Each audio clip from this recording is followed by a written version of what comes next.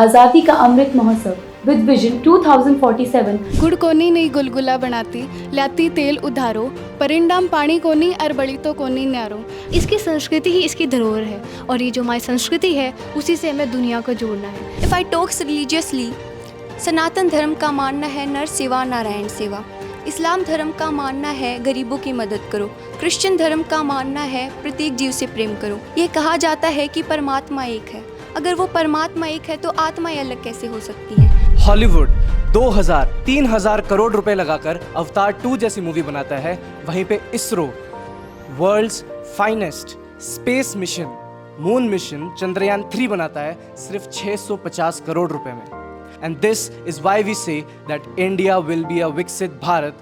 Uplift and empower the vulnerable sections of society. For this we have to focus on the vision of सबका साथ, सबका विकास, सबका प्रयास, सबका विश्वास. If India want to become a prosperous, then Indian villages will have to become prosperous. My faith lies in the younger generation, the modern generation, and out of them will come my workers. Today's India is far different from what it was decades back. There is an improvement in human condition, but still there is a long way to go to improve these conditions. Yan is G for Garib, Y for Yuva, A for Annadata and N for Nari Shakti. जो बनकर जवाला ददक उठे, दुश्मनों को धूल चटाई थी, रक्षा कर भारतवासियों की मिट्टी की लाज बचाई थी। NCRB रिपोर्ट 2021 कहती है लगभग 13,000 बच्चों ने सुसाइड कमिट किया। क्यों? क्योंकि इन पर बोझ था एक्सपेक्टेशंस का। I predict by 2047 we would not only touch the mark of 30 trillion, we would be the first and only economy to touch the mark of 50 trillion. हम इंडियंस हैं, हम अपने गोल से आगे जाना सीखते हैं, हम अपने एस्पिरेशन से आगे जाना सीखते हैं। अपनी आज़ादी को हम हरगिज मिटा सकते नहीं, सर कटा सकते हैं लेकिन सर झुका सकते नहीं। नमस्कार, वंदन, अभिनंदन। मैं Sneha Prince civil service wing की छात्रा गौरवान्वित हूँ कि आज की इस बैठक आज़ादी का अमृत महोत्सव विद विजन 2047 पर चर्चा करने का मौका मिला। इस बैठक में मैं सर्वप्रथम अंशु से प्रश्न करना चाहूँगी कि आत्मनिर्भरता की मुहिम आज़ादी के अमृत महोत्सव में किस प्रकार अपनी भूमिका का निर्वहन कर रही है। प्रश्न है अंशु से। चूँकि हम शेखावाटी की धरा पर बैठे हैं तो अपने उत्तर की शुरुआत यहीं की एक कहावत से करना चाहूँगी। गुड़ कोनी नहीं गुलगुला बनाती, लाती तेल उधारो, परिंडाम पानी कोनी अरबड़ी तो कोनी न्यारो। कड़ायो तो चाहे मांगरी लियाती पण आटा को दुख न्यारो। जिसका भावार्थ है साधनों की उपलब्धता नहीं है वरना किसी भी कार्य को अच्छे से निपटाया जाता। साधनों संसाधनों की पूर्ति, यही है आत्मनिर्भर भारत की रणनीति। आज़ादी का अमृत महोत्सव विद विजन 2047 आज़ादी की स्वर्णिम वर्षगांठ तक भारत को एक विकसित देश बनाना विद $30 ट्रिलियन GDP, जो सिर्फ एक दृष्टिकोण ही रह जाएगा अगर हम हमारे देश को आत्मनिर्भर ना बना पाए तो। आत्मनिर्भर भारत अभियान अपने आप में ही एक अम्ब्रेला कंसेप्ट है जिसे विकसित भारत की नींव भी कहा जा सकता है। इसका प्रथम लोकप्रिय जयघोष माननीय प्रधानमंत्री जी ने 12 मई 2020 को किया था। It is majorly associated with countries economic development plan which aims to make India and its citizens self reliant in all senses and play a larger role in world economy and become more competitive, efficient and self reliant. Atmanirbhar Bharat Abhiyan mainly stands on 5 pillars: economy with quantum jumps, infrastructure representing modern India, technological driven system, vibrant demography with largest democracy, full utilization of power of demand and supply. ये योजना हमारी अर्थव्यवस्था को स्थायी और हमारे देश को मजबूत और स्वावलंबी बनाने में योगदान प्रदान करेगा। Promotion of MSMEs, made in India जैसे प्रोग्राम खिलौनों से लेकर लड़ाकू विमान तेजस बनाकर हमारे देश को मैन्युफैक्चरिंग और डिफेंस सेक्टर में आत्मनिर्भर बना रहे हैं। वोकल फॉर लोकल हमारी स्थानीय कलाओं और उद्योगों को गति प्रदान कर रहे हैं। नेशनल एजुकेशन पॉलिसी 2020 और स्किल इंडिया जैसी मुहिम हमारी 142.8 करोड़ के ह्यूमन रिसोर्स को ह्यूमन कैपिटल में कन्वर्ट करके महिलाओं, युवाओं और अन्य समुदायों को रोजगार प्रदान कर रहे हैं। At present India is on 4th position of total installed renewable energy capacity, which is also an example of Atmanirbhar Bharat in renewable energy sector, thus ensuring socio-economic sustainability of country. 75वें गणतंत्र दिवस पे कर्तव्य पथ पर महिला शक्ति का प्रदर्शन भी आज की हमारी आत्मनिर्भर नारी की ही एक झलक है। सिलिकॉन चिप हो या गगनयान, एक्टिव फार्मास्यूटिकल इंग्रेडिएंट हो या कोविड वैक्सीन, कर्नाटक का संस्कृत गांव मैतूर हो या गुजरात की गिफ्ट सिटी, आत्मनिर्भर भारत अभियान की मुहिम आज़ादी के अमृत महोत्सव के उपलक्ष्य रूपी मंजिल को पाने के लिए बढ़ाया गया एक कदम है जो भारत को विकसित भारत बनाने में अपना एक अमूल्य योगदान प्रदान कर रहा है और प्रदान करता रहेगा। धन्यवाद। जय हिंद।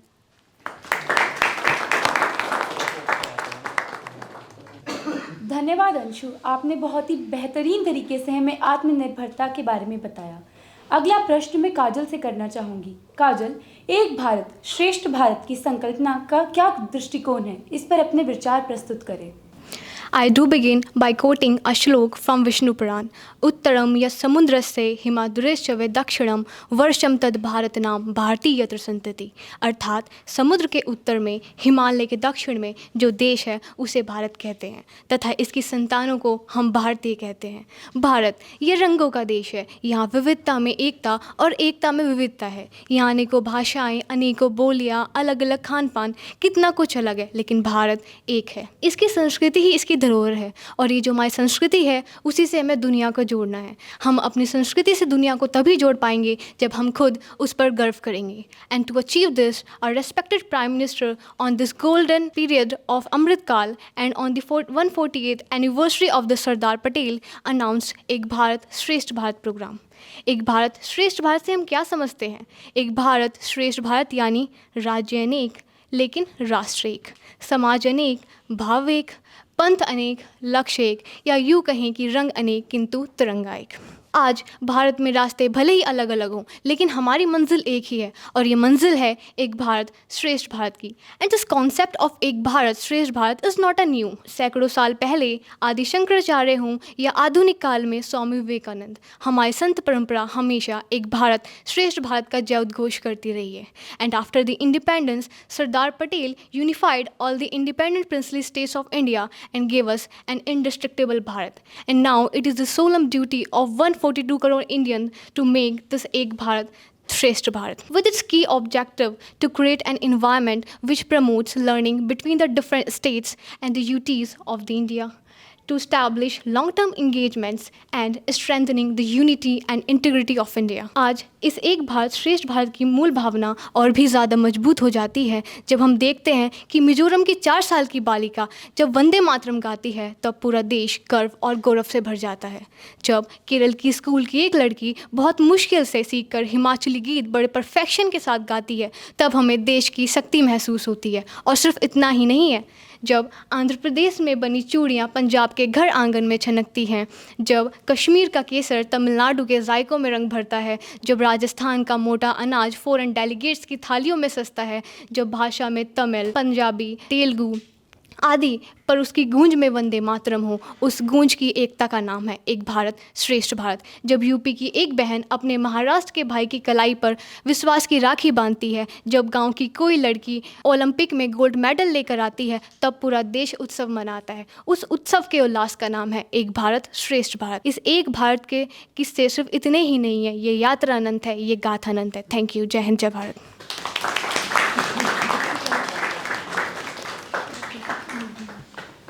धन्यवाद काजल।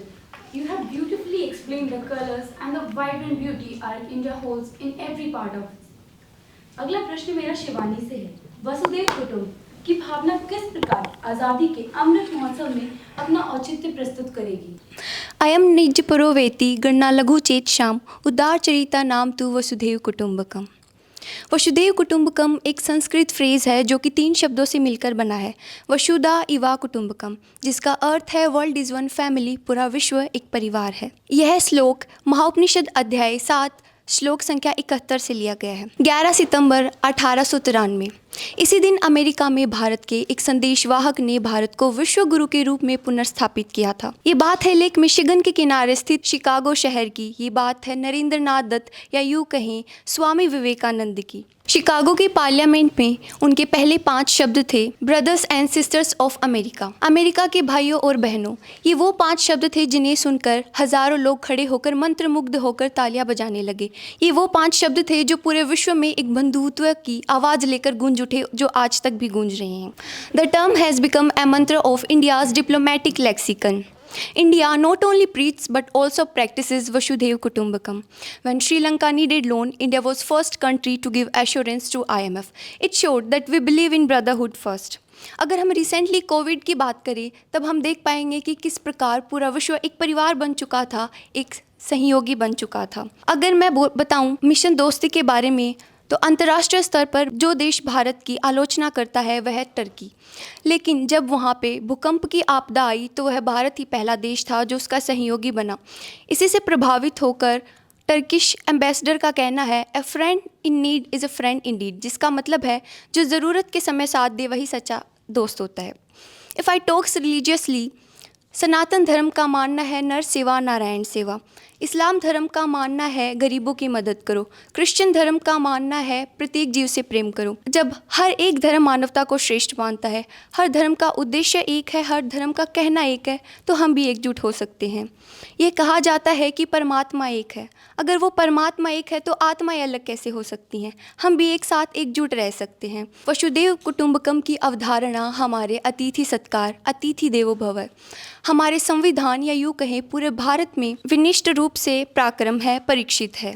If what we are divided by boundaries but we all can unite by a thread of love, peace and harmony. Thank you so much. धन्यवाद शिवानी, आपने अनेकता में एकता की भावना को बखूबी अपने शब्दों में पिरोया है। अगला प्रश्न मेरा सिया से है। रक्षा क्षेत्र किस प्रकार देश का संपूर्ण परिचय प्रस्तुत करता है, अपनी भूमिका का निर्वहन करता है? कृपया इसके बारे में हमें विस्तार में बताएं।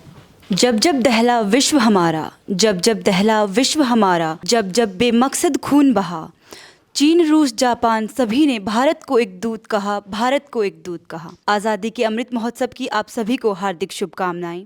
My self Siya Shekhawat and I want to draw your attention on the topic the achievements of Bharat in the defence sector. Taking pride in Indian history is like living all the moral values of human life. And if we look back at the Indian history, it is proof that India has always been a hinder of peace. India is the world's 4th largest military power and India is world's largest training army. India is having 12,37,000 active troops and more than 9,60,000 proactive troops in its army. If we talk about weapons, India is having highly technical and advanced weapons, BrahMos, which is a cruise missile, and it is having its another versions also. It is having a supersonic speed, BrahMos 2 and BrahMos 2. Moving forward, we can talk about Agni, which is a nuclear warhead, intercontinental war missile. It is coming forward with Agni Prime, INS Vikrant, INS Arhant, which is an cruise missile submarine. We can have the weapons such as T-90 Bhishma, S-400 air defenders, Tejas, Rafales, and many, many more. We have countless weapons, but still we believe in peace and humanity. If we talk about the PIL list of Indianization, India has released 98 new items under Swalamban Point 2, released by the Raksha Mantri. And separately, the Department of Defense Industry has released more than 4,666 items, which includes line replacements, subsystems, and many more. If we talk about the export sector, India is continuously contributing in the export sector and export industry as well. India is now exporting 84 countries of the world, and it is now approximately 6,000 crores, which is 10 times more than 2016 and 17.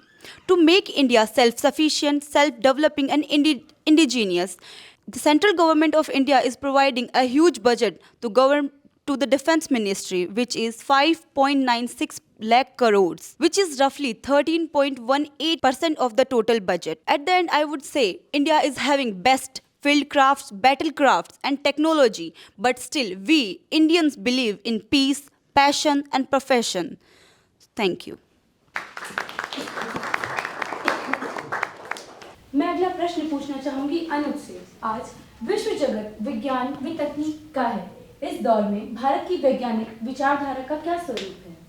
इस धरती ने पूरे विश्व को उच्च कोटि के वैज्ञानिक जैसे आयुर्वेद के लिए चरक, रसायन विज्ञान के लिए नागार्जुन, सर्जरी के लिए सुश्रुत और एटॉमिक थ्योरी के लिए कनद दिए हैं। तो ये बात तो संभव है कि भारत का पलड़ा वैदिक काल से ही साइंस एंड टेक में भारी रहा है।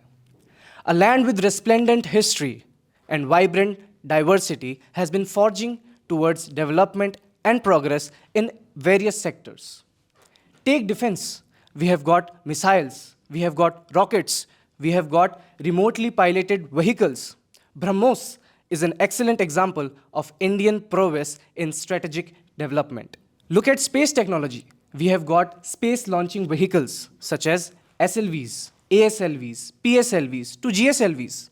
India now stands 5th among the space-faring nations around the globe. और यहीं पे हम बात करते हैं वुमेन एम्पावरमेंट की। तो इंडिया मिशन गगनयान के अंदर भेज रहा है फीमेल लुकिंग रोबोट व्योममित्र। और बात करें कॉस्ट इफेक्टिवनेस की, तो जहां पर हॉलीवुड 2000-3000 करोड़ रुपए लगाकर अवतार 2 जैसी मूवी बनाता है, वहीं पे ISRO world's finest space mission moon mission Chandrayaan 3 बनाता है सिर्फ 650 करोड़ रुपए में। This is what innovation can do. This is what Indian mindset can do. And this is why we say that India will be a Viksit Bharat by 2047 with an economy of $26 trillion. और बात cost effectiveness की आ ही गई है, तो I would like to ask some questions and throw some light on medical bracket. First question. Hepatitis B की vaccine जो कि US के अंदर $20 की है, क्या हम उसे 40 गुना कम दामों पे दे सकते हैं? 40% नहीं, 40 गुना कम दामों पे, that is $0.5. Second question, artificial foot जिसकी प्राइस है $10,000, क्या हम उसे 300 गुना कम दामों पर दे सकते हैं? That is around $34. Third question, ECG machines जो कि प्राइस है $10,000 पे, क्या हम उसे दे सकते हैं 20 गुना कम दामों पर? That is around $500. सुनने में ही इम्पॉसिबल लगता है, but this has been made possible by the Indian technological innovation. Globe में नया वर्ड इजाद हो रहा है, that it's not innovation, it's indovation. Books are being written about the Indian frugal innovation. Whole of the world dying and wanting to learn from Indian industry. This is why we feel proud of India. This is what it makes it Azadi Ka Amrit Mahotsav. Thank you.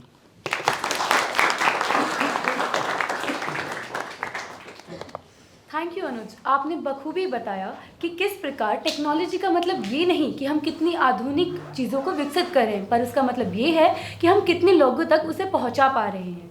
इसी के साथ मैं अगला प्रश्न कनुप्रिया से करना चाहूँगी कि भारत एक विश्व गुरु की संकल्पना को उच्च कोटि के दृष्टिकोण से आप किस प्रकार परिभाषित कर सकती हैं?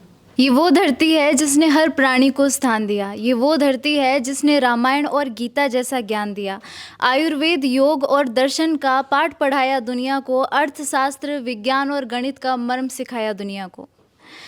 India as a Vishwa Guru by 2047 is a vision that harmonizes our past, acknowledges our present and propels us towards the future. यदि हम प्राचीन भारत के पन्नों को पलट कर देखें तो हम ये पाएंगे कि the innovation which the western world is doing today वो हम हजारों साल पूर्व कर चुके हैं। फिर चाहे वो आर्यभट्ट का शून्य हो, भास्कराचार्य का गुरुत्वाकर्षण या महर्षि कन्नड़ का परमाणु। Our Vedas and Upanishad laid the foundation of philosophy and spirituality. Arthashastra throw the light on the administration of ancient India. Sushruta Samhita showed our progress in medicinal sector and IVC become the epitome of civilization. But let's not dwell in the past. The present is equally important. Today, India is on the track of becoming the third largest economy of the world. Our success in Chandrayaan and Aditya L1 shows our efforts in space exploration. In G20 presidency, India advocated a multilateral world where no one nation dominates the another. Bharat biotech और serum institute में बनी हुई vaccine ने भी खूब धूम मचाई थी और आंख दिखाने वाले तुर्की को भूकंप आने पर भारत की ही याद आई थी और भाईचारे में श्रीलंका का ऋण चुकाने में भारत की ही पहली अगुवाई थी। Today the world leader called India as the most promising nation and the United Nations sustainable development goals are testament to our commitment. लेकिन हमारी कहानी के सुनहरे पन्ने अभी लिखने बाकी हैं। The stars we have achieved are just milestone, not the destination. The best of India is yet to unfold. Doctor APJ Abdul Kalam ने कहा है कि dream dream dream because dreams becomes your action and actions decides your destiny. लेकिन रविंद्रनाथ टैगोर जी ने ये भी कहा है कि समुद्र को केवल पानी देखकर पार नहीं किया जा सकता है। So to convert the dream into reality it is important to put our boots on the ground. और उसके लिए हमें क्या करना होगा? 140 करोड़ की ह्यूमन पॉपुलेशन को ह्यूमन रिसोर्स बनाने के लिए it is important to modify the education system, to empower the teachers and to promote skill and development. And the national education policy of 2020 is example of this. In research and development, collaboration is the key, and the International Solar Alliances and Nishar mission is example of this. To promote economy, it is important to invest in the MSMEs and promote local innovations. India is a society which believes in the ideology of Vasudhaiva Kutumbakam, because we nurtures a society which values diversity and embrace values. And to achieve the full potential of the human population, it is important to uplift and empower the vulnerable sections of society. For this, we have to focus on the vision of सबका साथ, सबका विकास, सबका प्रयास, सबका विश्वास. और गांधी जी ने ये भी कहा है कि be the change you want to see in the world. So हम हमारे स्तर पर क्या कर सकते हैं? We can gain the knowledge from teachers, we can promote a society of inclusivity, we can foster innovations. और हमारा किया गया हर एक प्रयास विकसित भारत के आंचल का एक सुनहरा धागा है. Thank you. जय हिंद.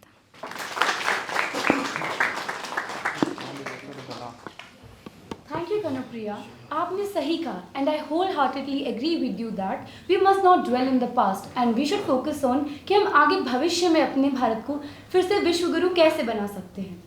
अगला प्रश्न मैं हर्षवर्धन से पूछना चाहूँगी कि अर्थव्यवस्था किसी भी देश का मजबूत आधार होती है.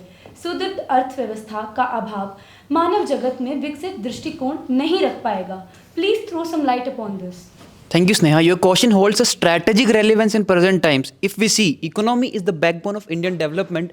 Economy is the forerunner and foundation stone for Indian development. हमें 2047 तक एक भारत श्रेष्ठ भारत नहीं, हमें 2047 तक एक भारत श्रेष्ठ भारत और सर्वश्रेष्ठ भारत बनाना है.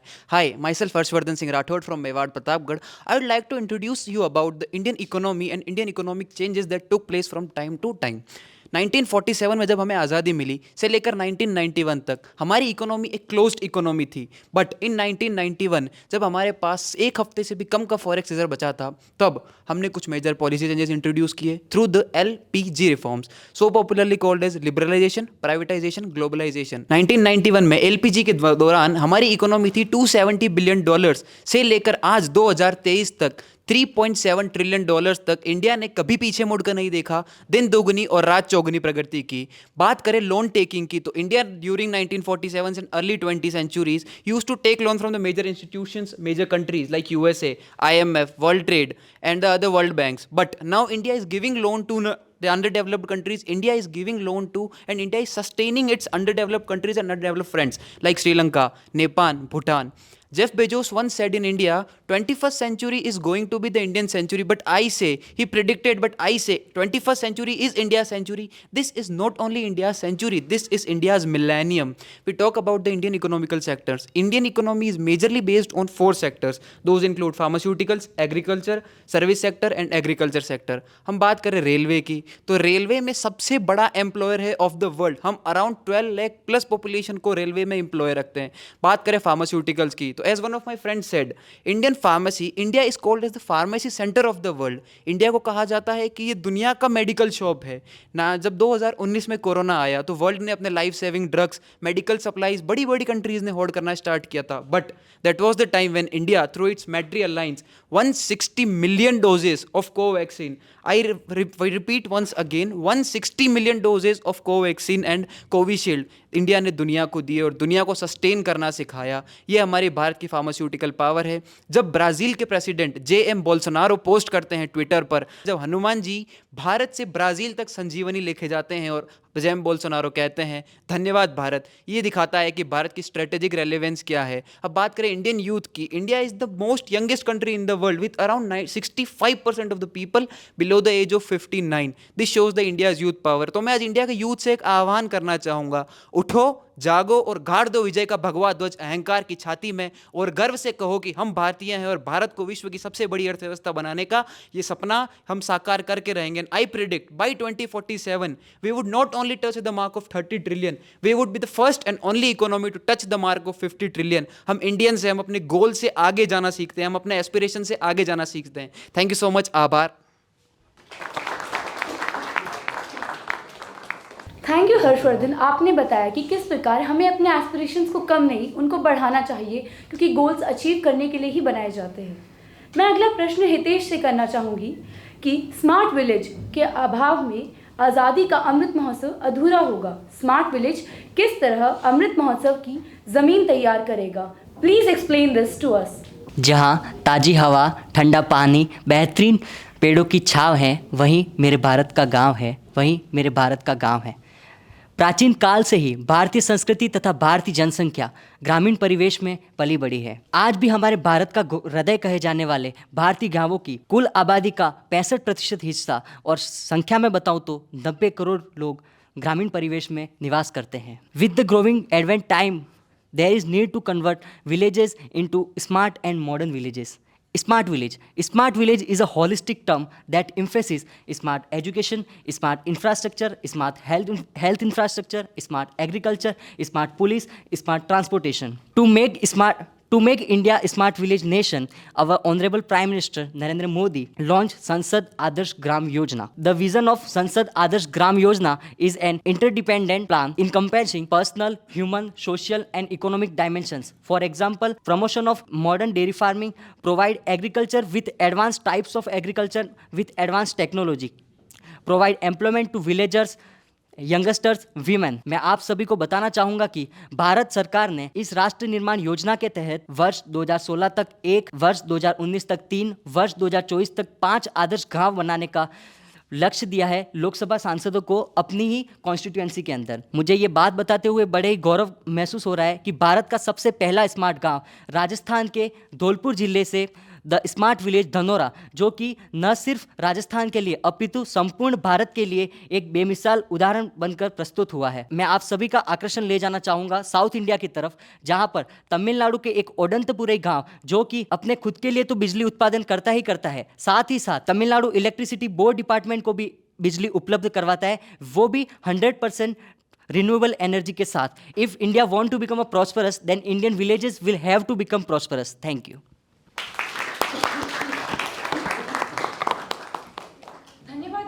आपने बताया कि हम जीवन में कितने भी आगे बढ़ जाएं, अपने ग्रामीण, अपनी मिट्टी को कभी नहीं भूलते।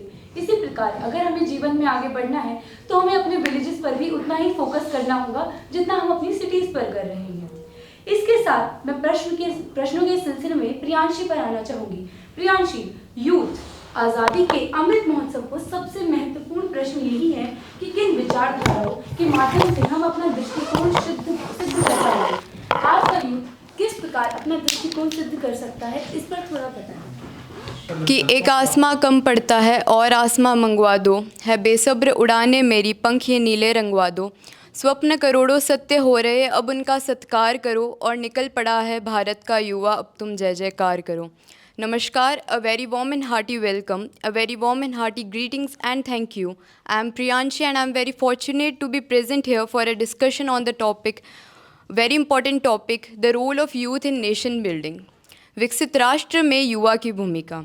विकसित राष्ट्र अर्थात एक ऐसा राष्ट्र जिसका घरेलू उत्पाद ज़्यादा हो वह विकसित राष्ट्र कहलाता है। किंतु महोदय, यहाँ बैठकर एक युवा होने के नाते मेरी यह जिम्मेदारी बन जाती है कि इस विषय पर एक युवा क्या सोच रखता है, वह सोच और इस विषय का अर्थ मैं आप तक पहुँचाऊँ। यह बात तो हम सभी जानते हैं कि भारत युवाओं का देश है। मौजूदा दौर में भारत में 70 करोड़ युवा हैं, किंतु मैं युवा शब्द को उम्र की सीमाओं में बांधकर नहीं देखती। वह जो नई ऊर्जा रखता हो, परिवर्तन को स्वीकार करता हो, नए दौर में नई कोशिशें करता हो और ऊर्जा को सही दिशा में ले जाने की क्षमता रखता हो, वही युवा है। Today India have youth mindful of ideas, mindful of energies and mindful of a zeal to change the world around. Today India is a young demography and these young minds are stretching their limits to change the world around. To change the monitoring policies are being governed in the country, to change the way education is being delivered in the country, the power systems, the health systems and the infusion of technology in governance and many more. In fact, we are living in great times. 25% of Indian population is not even 25, many of us, and 65% of population is not even 35. So to bring a fundamental change in the way the country is being governed, these young minds should be stretching towards a place where they matter. जैसा कि Nobel पुरस्कार विजेता मलाला यूसुफज़ई ने कहा है कि एक बच्चा, एक शिक्षक, एक किताब और एक कलम दुनिया बदल सकते हैं। युवाओं में यथास्थिति को चुनौती देने और सामाजिक परिवर्तनों को आगे बढ़ाने की क्षमता होती है। आज का युवा देश को हर क्षेत्र में आगे बढ़ा रहा है, चाहे वह शिक्षा का क्षेत्र हो, तकनीक का, विज्ञान का या फिर देश को विश्व गुरु बनाने जैसा बड़ा लक्ष्य है। आज भारत 65% युवा आबादी के साथ विश्व में डंके की चोट पर युवा शक्ति बनकर उभरा है। Like Swami Vivekananda once said, My faith lies in the younger generation, the modern generation, and out of them will come my workers. आज के युवा को देश को आगे बढ़ाने के लिए इसी विचारधारा पर काम करना होगा कि वक्त की है नज़ाकत, हम इसे नज़रअंदाज नहीं कर सकते, हम ही हैं इस देश का भविष्य, तकनीक से हम बिछड़ नहीं सकते। चारों तरफ खगोल से लेकर भूगोल तक देश का परचम लहरा रहा है और विकसित भारत की तरफ 2 कदम बढ़ाकर तो देखो दोस्तों, कलाम के सपनों का नया भारत बनता जा रहा है। Our nation has been facing a lot of problems, but the youth has the power to resolve them. क्योंकि एक युवा ही समाज को रचता है, एक युवा ही समाज का निर्माण करता है और अंधकार में रह जाते हैं वह देश जिसके युवा का विवेक काम नहीं करता है। Youth has a power to bring change. Youth has a power to demand for justice. For example, a mass protest by youth against CAA bill and mass protest by youth for justice of Nirbhaya cases. So I would sum up here by saying that youth has to be competitive in nature and youth has a power to change the country, to change the face of human society. Thank you. धन्यवाद प्रियांशी, आपने बखूबी बताया कि that we the youth of India have the power to change, build and shape our country and we must do so by thriving every day towards a better future. अगला प्रश्न मैं अनुष्का से करना चाहूँगी कि अनुष्का, डिजिटल इंडिया किस प्रकार अपनी भूमिका का परिवेश आज़ादी के अमृत महोत्सव में सकारात्मक पहलुओं को समेट रहा है। आज़ादी के अमृत महोत्सव में डिजिटल इंडिया की बहुत अहम भूमिका रही है। डिजिटल इंडिया की बात करते हैं तो लोग समझते हैं ये सिर्फ एक सरकारी योजना है, लेकिन यह एक नाम नहीं, ये देश के विकास का बहुत बड़ा विज़न है। इस विज़न का लक्ष्य है उस टेक्नोलॉजी को आम लोगों तक पहुंचाना जो लोगों का काम कर सके और लोगों के साथ मिलकर काम कर सके। Our Prime Minister Shri Narendra Modi said, I dream of a digital India where knowledge is strength and empowers the people. Today's India is far different from what it was decades back. It was progressed so much so that anything and everything is digital. Digital India is a flagship program launched by the Government of India on July 1st, 2015. From shopping to make online transaction, everything can be done online today. The transaction is become safe and secure. We are now able to make secure transaction not only the people who have accounts on PhonePe or Google Pay, but to anyone on the bank accounts. Recently, our Prime Minister Shri Narendra Modi and French President Emmanuel Macron interacted over in Jaipur in a tea and use UPI for the payment. Digital India का शानदार उदाहरण है digi locker. School की certificate, college की degree, driving licence, passport, आधार आदि सभी दस्तावेजों को संभाल कर रखना सभी के लिए चिंता की बात रही है। कई बार बाढ़ आने से, भूकंप आने से, आग लगने से लोगों के ज़रूरी दस्तावेज ख़त्म हो जाते हैं, लेकिन अब इन सभी दस्तावेजों को सहज रूप से डिजी लॉकर में रखा जा सकता है। अगर बात करें कोरोना काल की, तो आरोग्य सेतु ऐप का कोरोना संक्रमण को रोकने में बहुत बड़ी मदद मिली है। अगर बात करें टीकाकरण की, तो कोविन ऐप का बहुत बड़ा योगदान रहा है। If we talk about villages, then broadband connectivity is reaching to villages. Over 100 crore mobile phones users are active in our country. Digital India is not only creating the empowerment but also generating the employment opportunities. Digital India is also helpful in environmental condition by lowering the carbon footprints and reducing the fuel consumption. Digital India is a great initiative launched by the government of India, but it is quite difficult for the uneducated person. अगर बात करें 5G technology की, तो 5G technology पूरी दुनिया में बड़े पहलू पर काम कर रही है और भारत भी इसके लिए पूरी तैयारी में जुटा है। Now it is up to each one of us to seize this opportunity and make the India's vision into reality. Thank you. धन्यवाद अनुष्का, आपने बखूबी बताया कि किस प्रकार we must focus on digital India as it is the new power house for the employment for our country.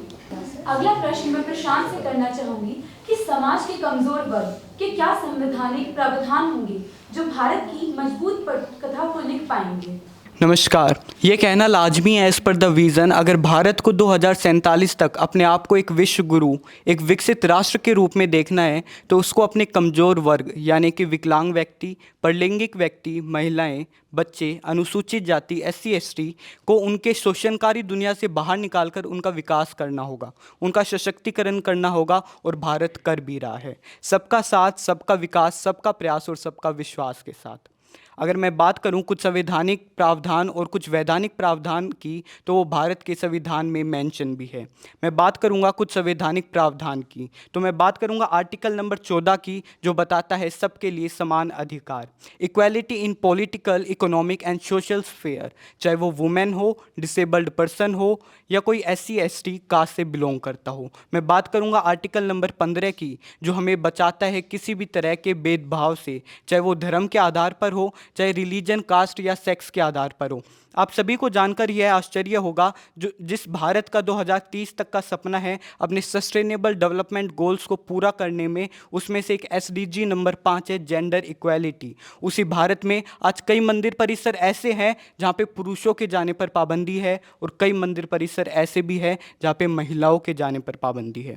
मैं बात करूँगा आर्टिकल नंबर 21A की, जो बताता है राइट टू एजुकेशन, यानी कि हर बच्चे का मौलिक अधिकार है to get free and fair and compulsory education from age 6 to 14 years. मैं बात करूंगा आर्टिकल नंबर 51A की, जो बताता है it is the duty of every parents and every guardian to provide the opportunity of education to his और her child. अब मैं बात करूंगा कुछ वैधानिक प्रावधान की। मैं बात करूंगा उस महिला वर्ग की जो आज भी इस कमज़ोर वर्ग की श्रेणी में आते हैं, उनके लिए है protection of women from domestic violence act of 2005। इसके अंतर्गत अगर कोई भी महिला जो गृहस्थ जीवन जीती है, जो भी हाउस होल्ड महिला है, अगर उसके साथ कोई सेक्सुअली एब्यूज़ होता है, यानी कि फोर्स सेक्स जिसे हम मार्शल रेप बोलते हैं, या इकोनॉमिकली एब्यूज़ होता है, या इमोशनली एब्यूज़ होता है, या उसके साथ कोई फिजिकली अब्यूज़ होता है, तो इसके अंतर्गत उसको प्रोटेक्शन प्रोवाइड की जाती है। She can directly go to nearby police station and file case against it, और she can directly visit to the magistrate office. मैं बात करूंगा इक्वल रिम्यूनरेशन एक्ट की, जो बताता है equal job and equal wages की। हम अक्सर कॉरपोरेट सेक्टर में देखते हैं कि वहीं एक तरफ अगर महिला काम कर रही है और एक तरफ अगर कोई मेल काम कर रहा है, इक्वल जॉब है, इक्वल वर्किंग आवर्स है, लेकिन वहीं महिला की सैलरी कम होगी और दूसरी तरफ उस जो आदमी होगा उसकी सैलरी ज़्यादा होगी। तो इसके अंतर्गत उन्हीं सब महिलाओं को प्रोटेक्शन प्रोवाइड की जाती है। मैं बात करूंगा डोरी प्रोहिबिशन एक्ट की। डोरी लेने वाला और डोरी देने वाला दोनों इसके अंतर्गत इलीगल रूप से देखा जाएगा। अगर मैं बात करूं बच्चों की, तो उनके लिए भी कुछ वैधानिक प्रावधान हमारे भारत के संविधान में उपलब्ध है, जैसे POCSO act. Prohibition of child marriage act, prohibition of child labour act. अगर डिसेबल्ड पर्सन की बात करें तो उनके लिए है RPW act, right of person with disability act. इसके अंतर्गत ना केवल 7 डिसेबिलिटी बल्कि 21 तरह के डिसेबिलिटी को दर्शाया गया है। फॉर एग्ज़ाम्पल, अगर कोई एसिड विक्टिम है, अगर कोई ड्वार्फिज्म का सामना कर रहा है, अगर कोई मेंटल डिसेबिलिटी का सामना कर रहा है, अगर किसी को कोई लर्निंग डिसेबिलिटी जिसे हम डायलेक्सिया बोलते हैं, अगर उसका कोई शिकार है और उसके साथ अगर कोई शोषण हो रहा है तो इस प्रावधान के अंतर्गत उन्हें प्रोटेक्शन प्रोवाइड की जाती है और ये सुनिश्चित किया जाता है कि 6 से लेके 14 ईयर्स की एज तक उन्हें फ्री एजुकेशन प्रोवाइड की जाएगी। गवर्नमेंट ऑफ इंडिया भी एनुअली बेसिस पर कुछ स्कीम्स उनके लिए इम्प्लीमेंट करती रहती है। फॉर एग्जांपल, ट्रांसजेंडर की बात करूं तो एक स्कीम है स्माइल स्कीम। मैं बात करूं अगर अपलिफ्टमेंट ऑफ वुमेन की तो उनके लिए है PM उज्ज्वला स्कीम, जो फ्री LPG सिलेंडर प्रोवाइड करवाती है for the poor women. Beti Bachao Beti Padhao व अन्य कई स्कीम है जो कि हेल्प कर रहे हैं to upliftment of the poor section, to upliftment of the vulnerable section of our Indian society. Thank you. धन्यवाद प्रशांत, आपने बखूबी बताया कि इस प्रकार हमारे समाज में अनेक गतिविधियां ऐसी हैं जिनको बदलने की आवश्यकता है और हमारे देश के विकास के साथ साथ हम निरंतर प्रयास कर रहे हैं कि उनको बदला जा सके। आपकी बात में एक महत्वपूर्ण बिंदु था कि महिला सशक्तिकरण, कि महिलाओं को कहीं ना कहीं दिक्कत हो रही है। इसी के साथ मेरा अगला प्रश्न जुड़ा है प्रिया से कि महिला सशक्तिकरण महत्वपूर्ण बिंदुओं में से एक है। आज़ादी के अमृत महोत्सव के लिए अमृत का कार्य कैसे होगा इनके लिए? जग जानेगा पहचानेगा, नारी की शक्ति को एक दिन शीश झुकाकर मानेगा। If we talk about Indian culture, the great law giver Manu said that यत्र नारी पूज्यते रमन्ते तत्र देवता। If we talk about Hindu, the man cannot take part in any religious rituals without the participation of his wife. Indian mythology believes that the Nari Shakti as a source of power, the power of domestic women earlier were limited to just roaming around her husband. But now all these things seems to be as a matter of past. If we take an example of Gargi and the Lakshmi Bai, वो कहते हैं ना कि ले हुंकार उठा तलवार जब घोड़े पर सवार हुई, हरिदल करता हाहाकार यम का वो अवतार हुई। And now we can take an example of political science. We have an example of Pratibha Patil and recently the President Draupadi Murmu. And after that, if we talk about in science and technology, we have an example of Kalpana Chawla. And after that, recently the project director Muthaiya Vinita. The project director work along the 30% of women consistent in her team. After that, in sports, we have recently the Tokyo Olympics 2021. Out of 7 medals, 3 were given to the women, which were really a proudable moment for the Indian women. After that, if we talk about government policies, we have the Beti Bachao, Beti Padhao schemes, which can be an example of the improvement in the sex ratio. Earlier, their sex ratio was 943 females per 1,000 males, but now the 1,020 females per 1,000 men. After that, I will be just saying this. There is an improvement in women condition, but still there is a long way to go to improve these conditions. But after that, the society need to understand that women are the backbone of the society. Without women, there is no improvement in any kind of sections. Thank you. Thank you, Priya. You have beautifully explained that why women are the important pillar of our society, because women are the ones who create and shape a society. Without them, nothing exists. My next question is for Manisha कि 2047 का भारत, स्वर्णिम भारत, विकसित भारत कौन कौन सी विचारधारा का संगम है? जाति धर्म का भाव नहीं, विकसित अर्थव्यवस्था का आधार होगा। 2047 में सुरक्षित और आत्मनिर्भर भारत का सपना साकार होगा। On this auspicious day of Amrit Mahotsav, this is Manisha Deshwal and I'm gonna show a heartful gratitude towards 2047 का Bharat. A developed economy that caters to the needs of all its people, that include health, infrastructure, education, and opportunities, having a federal democracy and global leadership in innovation and technology. And 2047 का जो भारत है, हम उसे एक विकसित भारत बनते हुए देखना चाहते हैं। विकसित भारत, एक भारत, श्रेष्ठ Bharat. India has to take a pledge that it will be energy independent by the year 2047, and when we celebrate our 100 year of independence. And this energy is driving my force. हम ज्ञान पे ध्यान देंगे. ज्ञान इज G for गरीब, Y for युवा, A for अन्नदाता and N for नारी शक्ति. Example can be taken as international media has covered the domestic news of India during Ram Mandir Mahotsav. Mangalyaan to Chandrayaan 3 launching is a pride moment for India. And हमारे जो नरेंद्र मोदी हैं, हमारे प्रधानमंत्री जी ने कहा है कि आने वाले 25 साल में हमारे देश में ये जज्बा होगा कि हमारे भारत के लोग हमारे देश को एक विकसित भारत बना सकते हैं. And he said our last 5 year are for reform, perform and transform.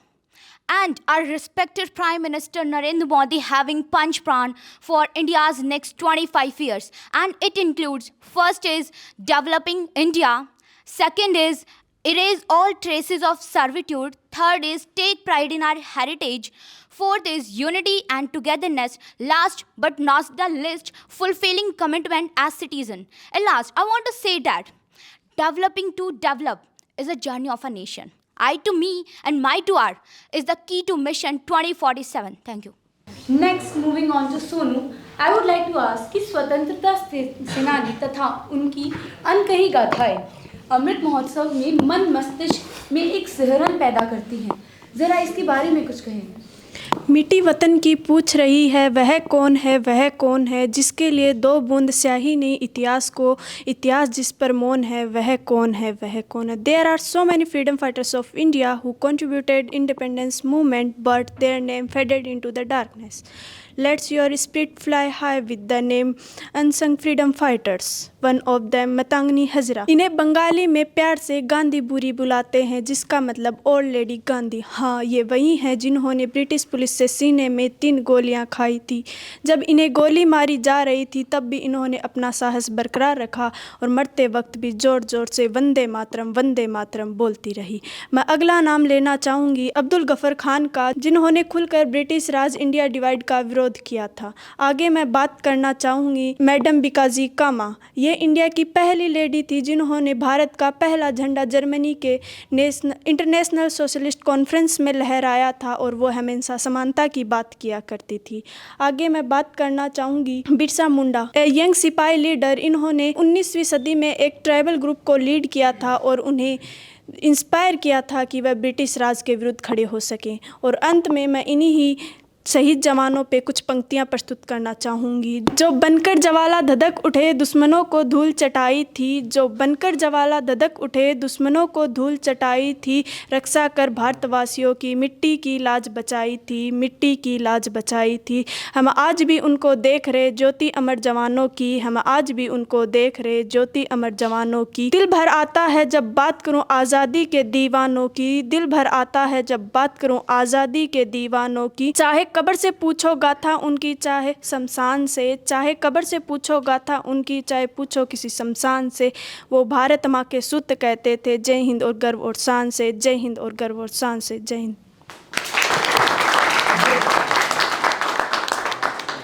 धन्यवाद सोनू, आपने बखूबी मुझे एक पंक्ति कहने पर विवश कर दिया कि हमारा तिरंगा आज उन हवाओं से नहीं लहराता, ये तिरंगा लहराता है उन शहीदों से जिन्होंने इसे लहराने के लिए अपना खून बहा दिया. इसी के साथ हमारे शहीदों को याद करते हुए, ये समझते हुए कि आज के भारत को शिक्षा की कितनी ज़रूरत है, मैं अगला प्रश्न संजय से करना चाहूँगी कि NEP नई शिक्षा नीति जिस पर देश का संपूर्ण जिम्मेदारी का बोझ है, क्या यह अपनी वास्तविक विचारधारा को धरातल पर उतार पाएगी? As rightly said by Nelson Mandela, education is the most powerful weapon which you can use to change the world. To change the world, you have to be an innovator. और इनोवेशन सिखाएगी ये national education policy from grass root level. In this policy we are focusing on holistic development, majorly 3 pillars: problem solving skills, communication skills and emotional intelligence. NCRB report 2021 कहती है लगभग 13,000 बच्चों ने suicide commit किया. क्यों? क्योंकि इन पर बोझ था एक्सपेक्टेशंस का. एक्सपेक्टेशंस अच्छे मार्क्स का, एक्सपेक्टेशंस अच्छे कॉलेज का, एक्सपेक्टेशन अच्छे प्लेसमेंट का, और इन्हीं एक्सपेक्टेशन के बीच बच्चे अपने आप को खो दे रहे. National education policy 6th class से ही बच्चों की मेंटल हेल्थ पर फोकस करती है. रोड लर्निंग को ख़त्म करके प्रैक्टिकल लर्निंग पर फोकस कर रहे हैं. जब ब्रिटिशर्स इंडिया आए तो उनकी डिमांड थी सूट बूट वाले इंडस्ट्रियल क्लर्क्स की। Clerks were not allowed to ask question. लेकिन नए भारत की मांग है लीडर्स की। To be a leader you have to think critically and national education policy focus on critical thinking. Language should be a bridge not a barrier. बच्चों की understanding बढ़ाने के लिए mother tongue language will be promoted in lower classes. इसका फ़ायदा और रहेगा conservation of local language. UNESCO says in last 50 years we have lost 220 languages. When a language dies all its ancient wisdom dies as well. Multiple exit option. पहले system ये होता था, अगर आप किन्हीं कारणवश डिग्री लेने से पहले अगर क्विट कर देते हो तो आपको फेलियर कंसिडर कर दिया जाता है। But not in this policy. This policy will provide you credit for the course you have completed. अगर आप फर्स्ट ईयर में ड्रॉप आउट करते हो तो आपको सर्टिफिकेट, अगर आप सेकंड ईयर में ड्रॉप आउट करते हो तो आपको diploma will be provided by academic banks of credit. इसका जब बात मेरे नए भारत की आए तो हम टेक्नोलॉजी में पीछे कैसे रह सकते। नेशनल एजुकेशन पॉलिसी फोकस करती है टेक्निकल स्किल्स पर, जैसे कंप्यूटेशनल थिंकिंग पर, साइबर सिक्योरिटी अवेयरनेस पर, AI पर, कोडिंग एंड प्रोग्रामिंग पर। एक समय यह था जब जापान, साउथ कोरिया और चाइना से लोग भारत के नालंदा विश्वविद्यालय में पढ़ने आते थे। बट अभी सिचुएशन ऐसी है कि 7.5 लाख स्टूडेंट्स हर साल अब्रॉड के रेप्यूटेड इंस्टीट्यूट में हायर एजुकेशन लेना पसंद करते हैं। To stop brain drain, top 100 universities are welcomed to set up their campus in India. And I will like to conclude with कि इंसान को रोटी, कपड़ा और मकान के बाद जिस चीज़ की सबसे ज़्यादा जरूरत पड़ती है वो है शिक्षा, और यही शिक्षा हर घर तक पहुंचाने का काम करती है नेशनल एजुकेशन पॉलिसी 2020। धन्यवाद। Thank you, Sanjay. You have beautifully explained that how the national education policy will shape the new world and how it will help us to cross every milestone that life throws at us. Thank you everyone for participating in this Azadi Ka Amrit Mahotsav program and enlightening everyone with your views and your ideas. At last, I would conclude by saying to all our online viewers that if you want to watch any knowledgeable content further, please like, share and subscribe to our channel. Thank you.